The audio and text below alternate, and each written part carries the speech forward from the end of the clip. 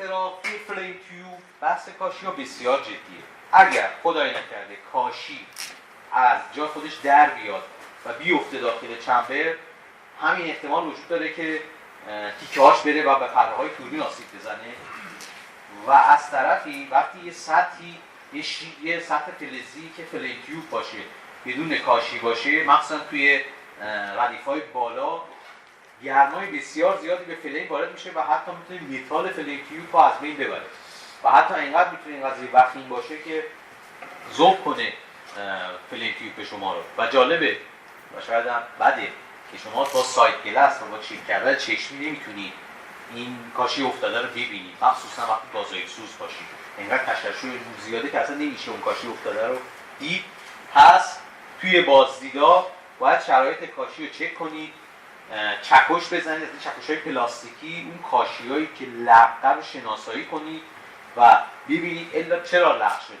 بیشتر به خاطر اینکه اینا تو گیره هاشون بازی کردن و گیره دیگه اون حالت ارتجاعی و الاستیک خودشون نداره. شما باید اون کاشی رو پیدا کنید و درش بیارید، شاید لازم باشه گیره‌ش رو عوض کنید و چیزهای دیگه.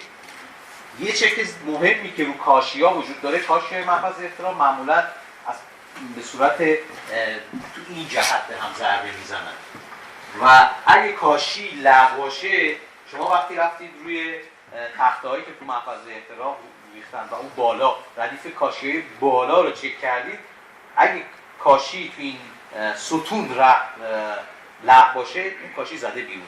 اگه اون بالا بیرون زدگی کاشی دیدید، مثلا چند میل کاشی زده بیرون، یه جایی تو این مسیر یه کاشی لغو داره. اینو حتما باید پیدا کنید و برای مونتاژ و نصب کاشی هم خود زیمنس دستورالعمل داده، به این صورت که خودش گفته که باید کاشی شما تو این نقاطی که الان من اینجا نشون نقاط آوردیم حتما با این تایل هولدر یا نگهدارنده کاشی شما فیت باشه، یعنی به تایل هولدر بچسبه.